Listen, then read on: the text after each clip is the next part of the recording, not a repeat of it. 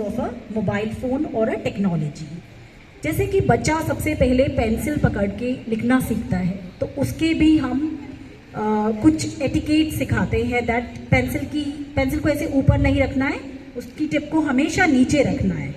Class में जब बच्चा फर्नीचर यूज़ करता है पहली बार, तो उसके एजेस, कॉर्नर्स, सेफ्टी मेजर्स वो बताए जाते हैं। Same like that for the mobile phones also.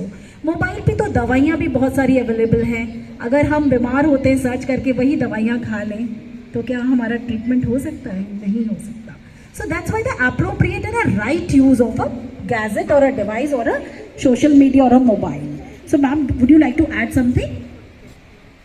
या आई जस्ट वांट, आपके लिए मैं सिर्फ ये कहना चाहूँगी कि आपने तो देखिए, मेरी तो ज़िंदगी बिना मोबाइल की चलती नहीं है, तो मैं क्यों दूसरों को कहूँ कि वो दुश्मन है।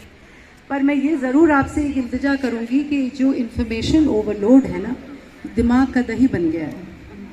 तो उससे क्या होता है कि इतना ज़्यादा बच्चे भी थोड़े परेशान हो जाते हैं इतनी सारी इन्फॉर्मेशन लेके, कि शिफ्ट करना इन्फॉर्मेशन भी एक कला है। वो जो कला है इन्फॉर्मेशन शिफ्ट करना, वो बड़ी मुश्किल हो जाती है, क्योंकि जब तक उसको एक टीचर या कोई और सिखा नहीं पाए, बड़ी मुश्किल होती है। So mobile is a wonderful tool.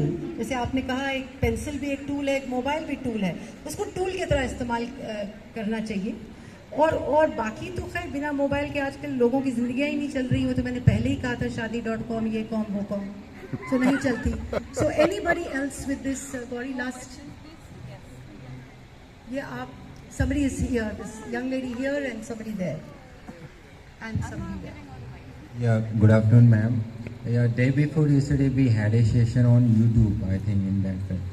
There we got encouragement of building up YouTube channels and put up our content, being a teacher. Now a bit confusion that we need to put up the text matter in front of students. So please, if you can guide. No, I'd just like to share with you कि ये जो YouTube channel बनाना, ये इस चीज़ ने बहुत मदद करी थी हमें कोविड के दौरान। ढेर टीचर्स ने, क्योंकि मैं एक प्रोग्राम के साथ मिली हुई थी सरकार के, जिसमें बहुत सारे टीचर्स गांव में YouTube बना के ऊपर डाल रहे थे, बच्चे उसको फ़ोनों पे देखते थे। आज क्या हुआ है कि कोविड के बाद there is been so much of issues with cognitive development. बच्चे लिखना भूल गए, बच्चे एक तरह से सीढ़ी चढ़ना भूल गए, छोटे बच्चे कॉग्निटिव स्किल्स भूल गए, ग्रोस और फाइन मोटर स्किल्स भूल गए। उनको ये नहीं समझ में आ रहा है कि शेयर कैसे करें, क्योंकि छोटे बच्चों ने कभी बड़े बच्चों को देखा ही नहीं, 3-3, 4-4 साल बच्चों को देखा नहीं है।